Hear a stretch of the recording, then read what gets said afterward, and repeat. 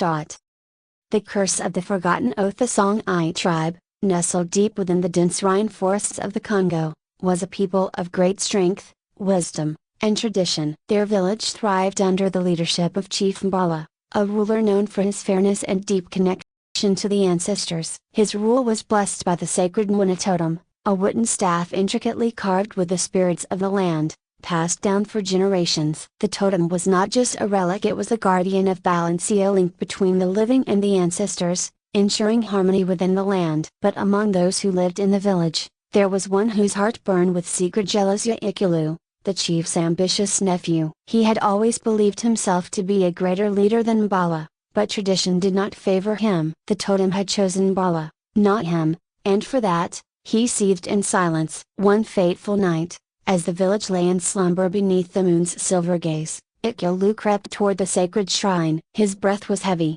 his steps careful. Inside, the great totem stood, its carvings glowing faintly under the flickering torchlight. As his trembling hands grasped it, he felt a surge of power, but he did not know that in taking it for himself, he had awakened an ancient curse. The moment the totem left its pedestal, a violent wind roared through the village. The drums stopped beating, fires flickered and died. The crops began to wither. The land, once bountiful, began to decay as if life itself had been stolen from it. When morning came, the villagers awoke to find their world changed. The sky, which had always been bright, was now covered in an ominous veil of gray. The river, their source of life, had turned black and still as glass. Fear gripped their hearts as they gathered before Chief Mbala's hut. "The land is sick," an elder murmured. "The ancestors have turned away from us." Chief Mbala, his heart heavy, consulted Nyoka, the village's wise seer, known for her connection to the spirits. She sat cross-legged in the sacred grove, her old hands tracing patterns in the dust. "A betrayal has been committed," she whispered. "The totem has been stolen in a broken bar, and if it is not returned, the curse will consume everything." The villagers gasped. Who would do such a thing?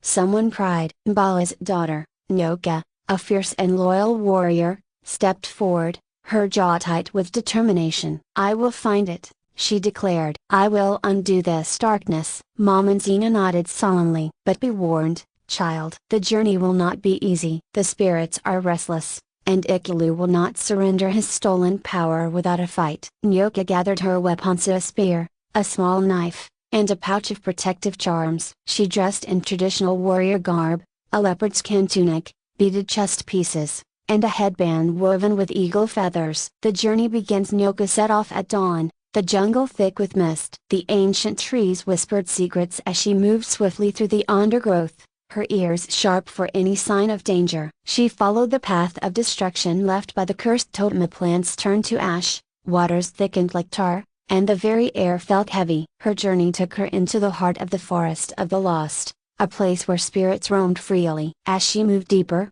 she heard whispers in the wind, voices calling her name. "Nyoka, broken bar, turn back, a broken bar, you will fail." She tightened her grip on her spear and pressed on. Suddenly, the ground trembled, and before her, a figure emerged from the shadows, a towering, faceless spirit cloaked in swirling mist. "You seek the totem," the spirit boomed. "But only those worthy may pass." Nyoka steadied herself. "Then test me." The spirit lunged at her, its misty form shifting like smoke. Nyoka dodged and struck, but her spear passed through the being harmlessly. Thinking quickly, she reached for the pouch Nyoka had given her, pulling out a sacred stone blessed by the ancestors. She held it high, and the spirit recoiled, letting out a terrible wail before vanishing into the mist. Breathing heavily, Nyoka pressed on, knowing that worse lay ahead. The final confrontation. After days of travel, Nyoka reached a clearing at the base of a great mountain, where a ruined temple stood. There, at the peak, Ikulu sat upon a throne of bones, the Nwina totem in his grasp. But he was no longer fully human. His eyes burned with unnatural light, and dark veins pulsed along his skin. "You should have stayed in the village, cousin," he sneered. "This power is mine now." Nyoka lifted her spear, her stance firm. "You have doomed our people, Ikulu. Return the totem, or I will take it from you." Ikulu let out a chilling laugh. "Then take it." The ground shook violently as he raised the totem. The skies above swirled with black clouds, and shadows coalesced into monstrous shapes, surging toward Nyoka. But Nyoka was not afraid. She called upon the ancestors, chanting the sacred words Songe had taught her. The charms she wore began to glow, filling her with strength. She charged forward, dodging the shadow creatures, her spear aimed at Ikulu's heart. The battle was fierce. Ikulu, corrupted by the totem's dark power, moved unnaturally fast, his strikes nearly fatal. But Nyoka was relentless,